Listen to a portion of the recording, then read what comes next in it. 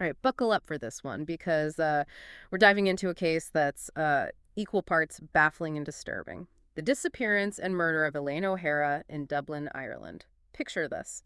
August 2012, the city's alive with the Tall Ships Festival, and Elaine, a volunteer, vanishes. Her car turns up at a cemetery, and her apartment, let's just say it paints a picture of someone with a secret life. A latex suit, printouts about knives, maps to seemingly random spots. At first glance, it screams, tragic suicide, especially given Elaine's history of depression. But trust me, this is just the tip of a very dark iceberg. What's so compelling about this case is how it unravels. Initially, the police are working with what appears to be a straightforward suicide. Then a year later, a series of almost unbelievable discoveries completely flip the script.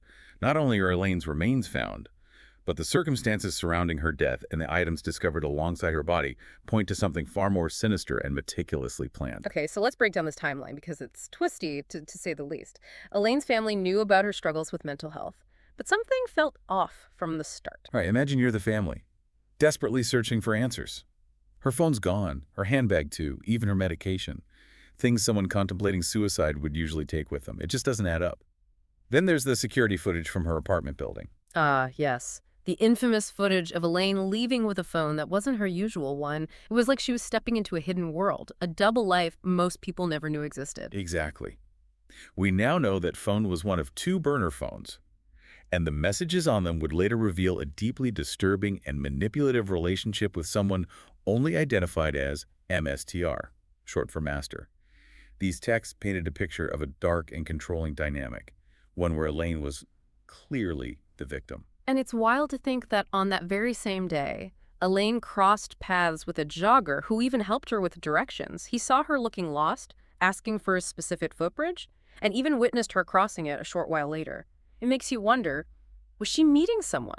Was she being led somewhere against her will? That jogger's account is crucial, because it places Elaine in a very specific location just hours before police believe she was murdered.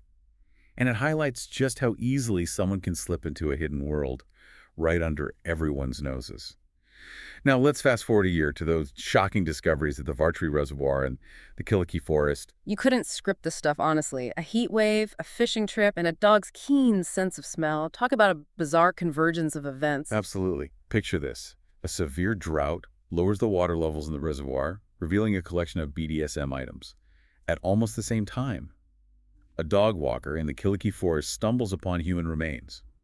Initially, these seem like unrelated incidents, but then, boom, a seemingly mundane supermarket loyalty card found among the BDSM items links everything back to Elaine O'Hara. Talk about a chilling twist of fate. It's like the pieces of a puzzle falling into place, but in the most horrifying way imaginable. And then there's the fact that the two burner phones, submerged for over a year, miraculously powered on, adding another layer to the investigation.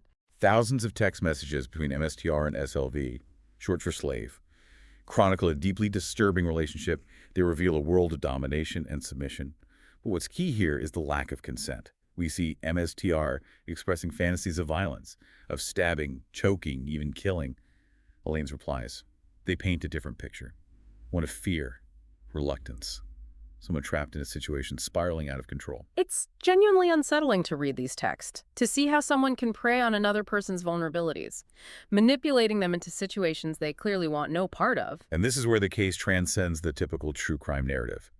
On the surface, we have a potential suicide, then a shocking discovery. But what makes this case so gripping is the psychology behind it. How does someone like MSTR, who we later learned is a seemingly ordinary man leading a double life, compartmentalize these desires? How do they reconcile their outward persona with these dark, disturbing urges? It's a question that chills you to the bone. How well can we ever truly know anyone? That's precisely the question the police were grappling with as they delved deeper into the digital trail, desperate to unmask the person behind the MSTR persona. And that's where those burner phones, initially intended to be disposable and untraceable, would become their most powerful weapon. It's like a digital chess match, with each move revealing more about the players involved. And I bet those seemingly innocuous texts, the ones mentioning a newborn baby girl and a model airplane competition, turned out to be crucial, right? I mean, how could those possibly be relevant? You'd be surprised how often seemingly insignificant details crack a case wide open. In this instance, the police meticulously cross-referenced those seemingly trivial pieces of information with real-world events. That's how they stumbled upon Graham Dwyer, an architect who, coincidentally, had recently become a father to a baby girl and had participated in a model airplane competition around the same time mentioned in the texts. Hmm. It was like a digital breadcrumb trail leading straight to him. Hold on. An architect. Wasn't that something mentioned in the text as well? It's almost too perfect, like something out of a crime novel. Talk about the unsettling feeling of seemingly random events aligning in such a macabre way. Exactly. It was as if the universe was conspiring to expose Dwyer's dark secret. And just when the police thought they were onto something, Yeah. a confidential informant independently pointed the finger at Graham Dwyer. Wow. That's incredible. So we've got the text, the timeline, the seemingly random details. But how did the police connect Dwyer to the physical evidence? I mean, digital breadcrumbs are one thing, but they needed concrete proof. They literally went through his trash. They obtained his DNA and found a match. Semen on Elaine's mattress. It was like a scene from a movie. So this is very real, very chilling.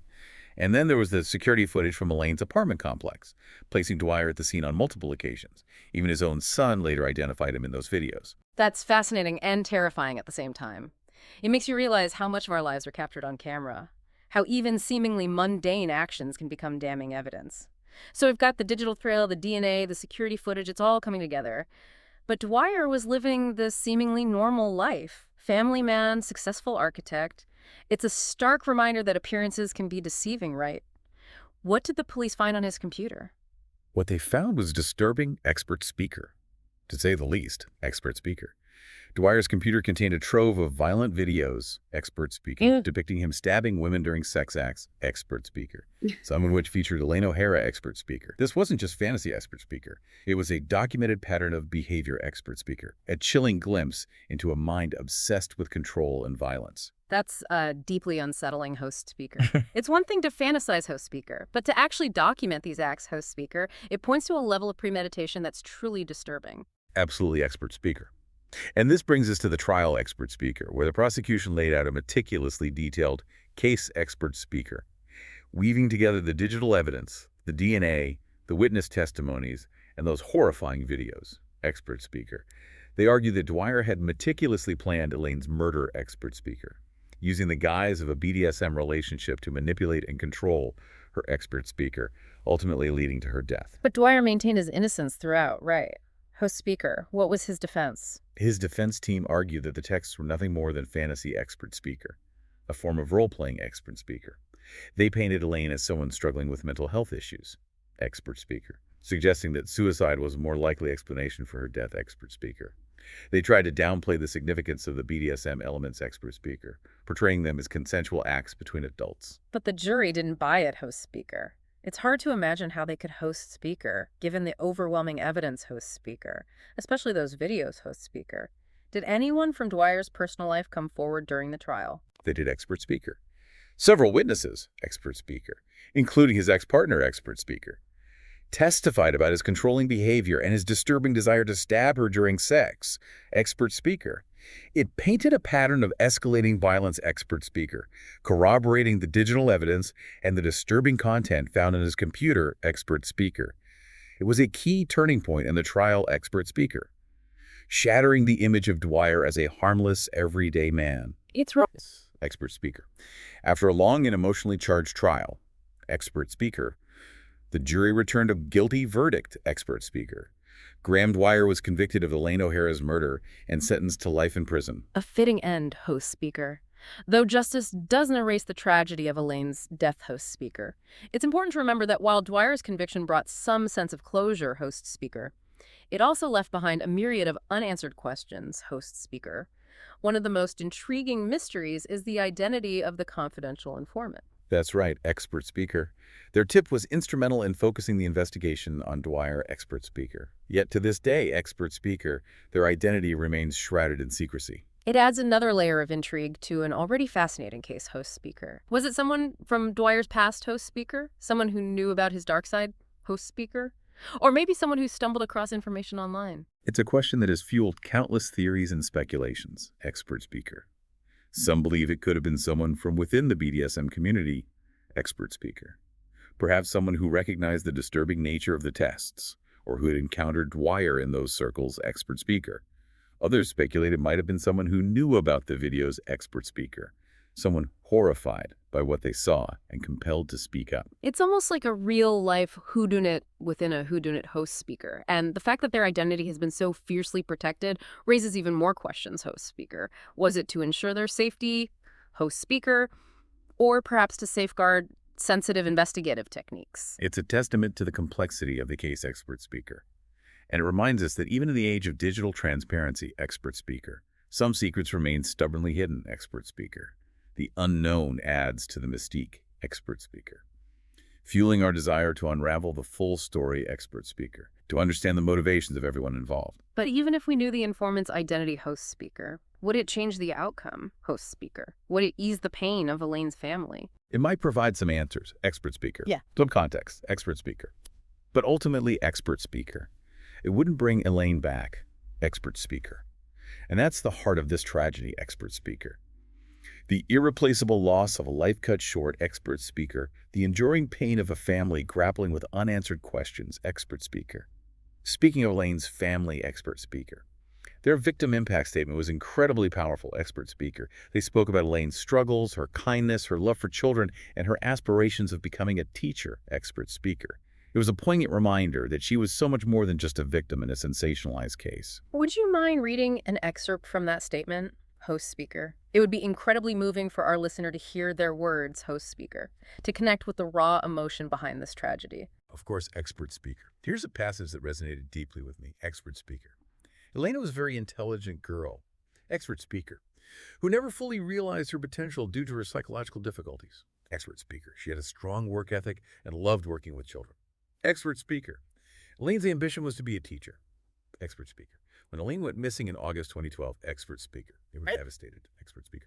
Since she left us, expert speaker. Elaine has 2 more nieces, expert speaker, but they will never know their ends. It's heartbreaking, host speaker, to think of all the milestones Elaine missed, host speaker, the life experiences stolen from her, host speaker, the joy she would have found in being an Anne, host speaker.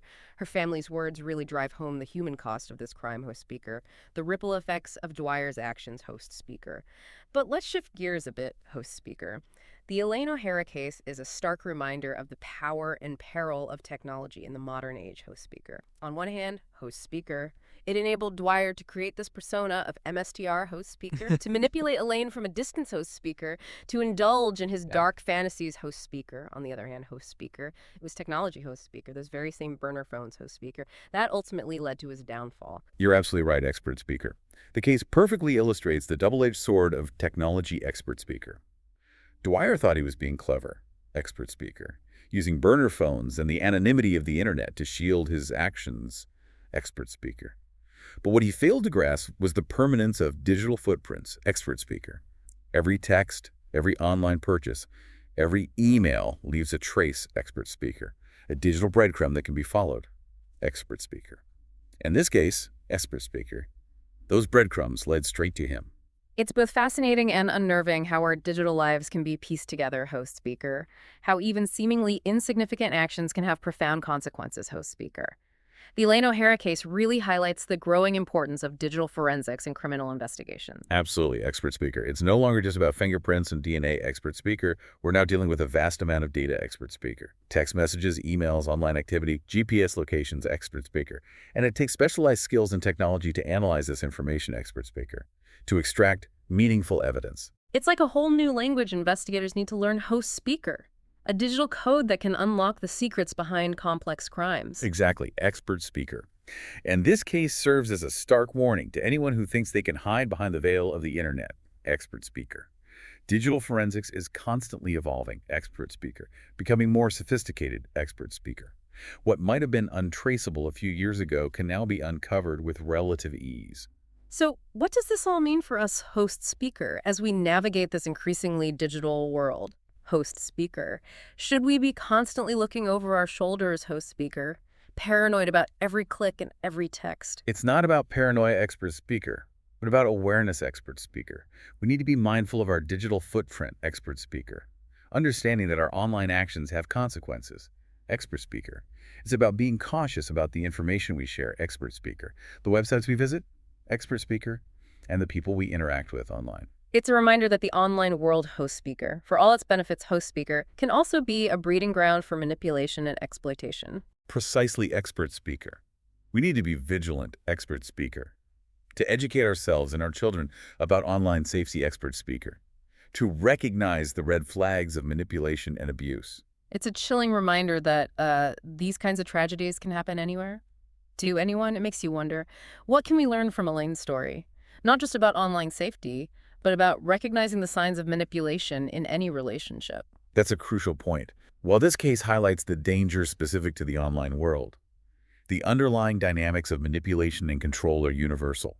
Whether it's in a romantic relationship, a friendship, or even a professional setting, the tactics employed by abusers often follow a similar pattern, isolating the victim, eroding their self-esteem, and making them dependent on the abuser for validation or approval. So, how do we spot these red flags? What should we be looking out for? It starts with trust, your gut. If something feels off, if a relationship makes you feel uncomfortable, anxious, or controlled, it's worth paying attention to those feelings. Abusers often start subtly, testing boundaries, pushing limits. They may try to isolate you from your friends and family, criticize your appearance or choices, or constantly check up on you. That's a really good point about isolation. It's often one of the first signs that something is amiss. Abusers want to control the narrative to limit the victim's support system, so they're more likely to believe the abuser's version of reality. Exactly. They may try to convince you that they're the only one who truly understands you, or that your Ah. loved ones have ulterior motives. It's all about creating a dependency, a power imbalance where the victim feels trapped and powerless. And I imagine technology can exacerbate this dynamic, Mhm. making it easier for abusers to monitor and control their victims. Absolutely. Think about the constant access we have to each other through social media, texting, and location tracking. While these technologies can be great for staying connected, they can also be weaponized by abusers. They might use these tools to track your every move, read your messages, or bombard you with calls and texts, creating a sense of constant surveillance and control. It's a chilling thought, but a necessary one.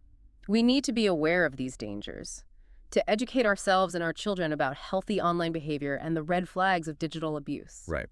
It's also about fostering open communication, creating an environment where people feel comfortable speaking up if they're experiencing abuse or if they see someone else being victimized. We need to break the stigma surrounding these issues to encourage victims to seek help and to hold abusers accountable for their actions. If we connect this to the bigger picture, what are some of the broader takeaways from the Elaine O'Hara case? What can we learn? Not just about online safety, but about human nature, about the darkness that can lurk beneath the surface of seemingly ordinary lives. The Elaine O'Hara case is a stark reminder that evil doesn't always wear a mask. It can be concealed behind a charming smile, a successful career, a seemingly normal family life. It highlights the dangers of complacency, of assuming that certain types of people are incapable of violence or cruelty. It's like that old saying, you never truly know someone. Exactly. And while it's not about living in fear or suspicion, it's about being aware of the complexities of human nature, of the potential for darkness to exist even in the most unexpected places. And it underscores the importance of trusting our instincts, of Mm. paying attention to those subtle red flags that something might be wrong. Absolutely. It's about listening to that inner voice that tells us when something feels off, when a situation or a relationship seems unhealthy or unsafe. So, as we wrap up this deep dive into the Elaine O'Hara case, what's the one message you want to leave our listener with? I think it's a message of hope and empowerment. While this case highlights the tragic consequences of manipulation and abuse, it also demonstrates the power of resilience, of speaking out, and of seeking justice. Technology can be a tool for both good and evil, and it's up to us to use it wisely, to protect ourselves and others, and to create a safer, more compassionate world. Remember, you're not alone. There are resources available, people who care, and a community ready to support you. Never be afraid to reach out for help, to speak your truth, and to fight for your own well-being and well-being of others.